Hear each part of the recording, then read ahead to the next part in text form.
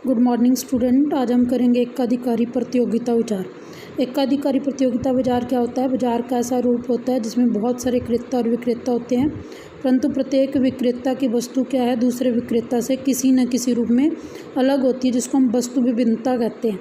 वस्तु विभिन्नता का मतलब क्या होता है कि जो वस्तुएं हैं आपस में किसी न किसी रूप में भिन्न होती हैं, चाहे वो गुण के रूप में हो, नाम के रूप में हो, रंग के रूप में हो, पैकिंग के रूप में हो। तो ऐसा बाजार हमारे जीवन में, वास्तविक जीवन में बहुत सारे उदाहरण मिलते हैं। जैसे हम पेप्सोडेंट की बात करें, कोलगेट, एंकर, बबल, कितने टूथपेस्ट हैं। इसी तरह से हम साबुन की बात करें, कोल्ड ड्रिंक्स की बात करें, तो ये सारे क्या हैं? एकाधिकारी प्रतियोगिता बाजार के प्रकार हैं। एकाधिकारी सैमुअल्सन क्या कहते हैं कि एकाधिकारी प्रतियोगिता बाजार वह स्थिति होती है जिसमें किसी वस्तु के कई विक्रेता और क्रेता होते हैं। एकाधिकारी प्रतियोगिता बाजार में वस्तु के कई निकट स्थानापन्न होते हैं। निकट स्थानापन्न का मतलब होता है कि उस जैसी थोड़ा बहुत विभिन्न रूप में उस जैसी वस्तु कोई और उत्पादक भी बना रहा होता है। एकाधिकारी प्रतियोगिता बाजार की विशेषता क्या है कि फर्मों तथा क्रेताओं की संख्या बहुत ज़्यादा होती है। वस्तु विभेद होता है। वस्तु विभेद का मतलब क्या है कि वस्तु में रंग, रूप, पैकिंग इत्यादि के रूप में अंतर होता है। फर्मों के प्रवेश और छोड़ने की स्वतंत्रता होती है।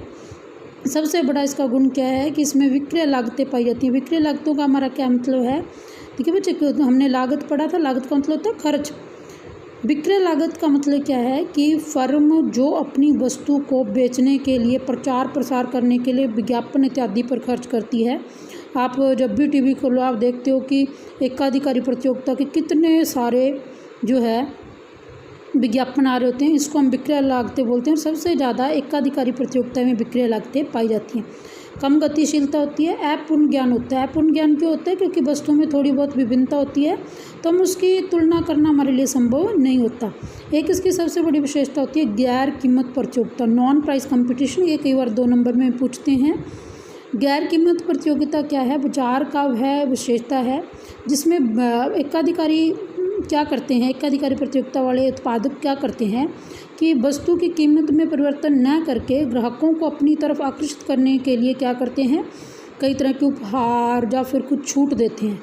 जैसे 3 के साथ एक चौथा फ्री, 2 के साथ एक फ्री। ठीक है, आप सर्फ का एक पैकेट लोगे तो आपको एक गिलास मिलेगा, एक पैकेट, एक आपको बाल्टी मिलेगी इत्यादि। इसको क्या बोलते हैं? गैर कीमत प्रतियोगिता। विक्रय लागतें और गैर कीमत प्रतियोगिता इस बाजार के प्रमुख लक्षण आते हैं। केवल कम कीमत पर अधिक मात्रा बेची जा सकती है, क्योंकि एकाधिकारी प्रतियोगिता में क्या होता है कि बहुत ज़्यादा कंपटीशन होता है। फर्में एक दूसरे के साथ कंपटीशन करती है। यदि कोई फर्म अपने बिक्री को बढ़ाना चाहती है तो उसको अपनी कीमत कम करनी पड़ेगी, इसलिए मांग वक्र का ढलान ऊपर से नीचे की ओर होता है।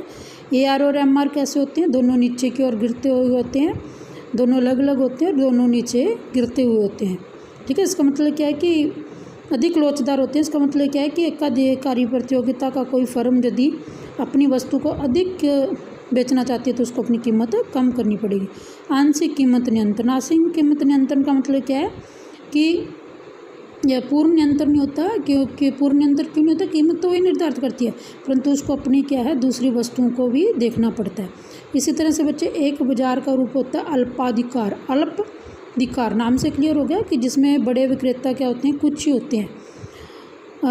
और ऐसे विक्रेताओं को बाजार में काफ़ी भाग होता है और इनमें अंतर्निर्भरता बहुत ज़्यादा पाई जाती है, क्योंकि एक विक्रेता की कीमत तथा उत्पादन संबंधी जो निर्णय है वो बाजार के दूसरे विक्रेताओं पर भी अपना प्रभाव डालता है। जैसे भारतीय बाजार की हम बात करें, हमारे उत्पादक गिने चुने जैसे Maruti, Tata, fiat, Ford, general Motors, ये थोड़े जाने पहचाने से ब्रांड हैं, तो इनमें आत्मनिर्भरता बहुत ही पाई जाती है। अल्पाधिकार की विशेषताएं क्या होती हैं? कुछ ही फर्में होती हैं, क्रेताओं की संख्या बहुत ज़्यादा होती है। वह दाएँ बच्चे नई फर्मों के प्रवेश पर कोई कानूनी तौर पर जैसा एकाधिकार में होता है वैसी बाधा तो नहीं होती, परंतु फिर भी फर्मों का, क्योंकि बहुत ज़्यादा इन्वेस्टमेंट की ज़रूरत होती है, तो फर्मों का प्रवेश करना असंभव तो नहीं कह सकते, परंतु मुश्किल होता है।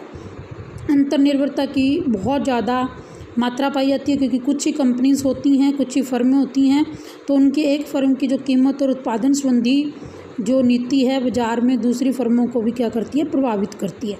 फर्म का मांग वक्र निर्धारित करना संभव नहीं है। एक क्वेश्चन 1 नंबर में बहुत बार पूछते हैं कि किस बाजार में फर्म का मांग वक्र निर्धारित करना संभव नहीं है। अल्पाधिकार में मांग वक्र का निर्धारण करना संभव क्यों नहीं है? क्योंकि कीमत में परिवर्तन का अनुमान लगाना कठिन है। जब कोई फर्म, हमने मांग का नियम में पढ़ा है कि जब कोई फर्म अपनी कीमत कम होती है तो उसकी मांग बढ़ जाती है, परंतु इसमें कई बार क्या होता है कि एक फर्म अपनी कीमत को कम करती है तो उसकी बिक्री हो सकता है मांग ना बढ़े, क्योंकि विरोधी फर्में भी कीमत को क्या कर देती हैं, कम कर सकती हैं। व्यापार गुटों का निर्माण, प्रतियोगिता से बचने के लिए फर्में क्या कर सकती हैं, व्यापार गुट बना सकती हैं, आपस में प्रतियोगिता से बचने के लिए समझौता कर सकती हैं। इसको गठबंधन भी कहा जाता है। दो तरह का अल्पाधिकार हम बात करते हैं, गठबंधन अल्पाधिकार और गैर गठबंधन अल्पाधिकार। गठबंधन अल्पाधिकार का मतलब क्या होता है? जिसमें बाजार में कम फर्में होती हैं और आपस में वो जो क्या करती हैं, प्रतियोगिता से बचने के लिए एक जो है गुट का निर्माण कर लेती हैं और उत्पादन कोटा और बाजार कीमत निर्धारित कर लेती हैं। गैर गठबंधन अल्पाधिकार क्या होता है? जिसमें जो बाजार में फर्में तो कम होती हैं, परंतु वो क्या करती हैं कि अलग अलग आपस में कोई समझौता नहीं करती, बल्कि जो है एक दूसरे के साथ प्रतियोगिता करती हैं। इसमें कलाकाट प्रतियोगिता पाई जाती है। हमने बाज़ारों के विभिन्न रूप किए थे बच्चे। बाज़ार क्या है, हमने ये पढ़ लिया था कि बाज़ार क्या होता है, जहाँ खरीदने और बेचने वाले आपस में संपर्क में आते हैं। इसमें कोई निश्चित स्थान होना जरूरी नहीं है। हमने बाज़ार का वर्गीकरण किया बच्चों कि अल्पाधिकार होता है, एकाधिकारी प्रतियोगिता होती है, एकाधिकार होता है, पूर्ण प्रतियोगिता होता है। कि हम किस आधार पर करते हैं? बाज़ार में क्रेताओं और विक्रेताओं की संख्या के आधार पर। जिस बाज़ार में बहुत सारे क्रेता विक्रेता होते हैं वो प्रतियोगी बाज़ार होता है। जिसमें क्रेता कम होते हैं वो अल्पाधिकार होता है। जिसमें केवल एक ही विक्रेता होता है वो एकाधिकार होता है। वस्तु की प्रकृति, यहाँ समान वस्तुएं होती हैं वहाँ पूर्ण प्रतियोगी होता है। जहाँ वस्तु विभिन्नता पाई जाती है वहाँ एकाधिकारी प्रतियोगिता होती है। कीमत नियंत्रण, यहाँ कीमत पर बिल्कुल नियंत्रण नहीं, वहाँ पूर्ण प्रतियोगिता। यहाँ पूर्णतः नियंत्रण, वहाँ एकाधिकार। यहाँ आंशिक नियंत्रण पाया जाता है, वहाँ एकाधिकारी प्रतियोगिता। बाजार का ज्ञान, यहाँ बाजार का पूर्ण ज्ञान होता है, वहाँ पूर्ण प्रतियोगिता। यहाँ अपूर्ण ज्ञान होता है, वहाँ एकाधिकार, जहाँ एकाधिकारी प्रतियोगिता। साधनों की गतिशीलता यहाँ ज़्यादा होती है, वहाँ पूर्ण प्रतियोगिता। यहाँ साधनों में गतिशीलता कम होती है, वहाँ अपूर्ण प्रतियोगिता। Thank you.